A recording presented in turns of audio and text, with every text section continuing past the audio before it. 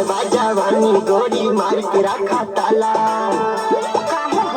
अरे सुना तो सही पहले, चढ़ल बाजावानी गोरी मार के रखा ताला, ना तो एक दिन चल जाई कमरिया पे भाला।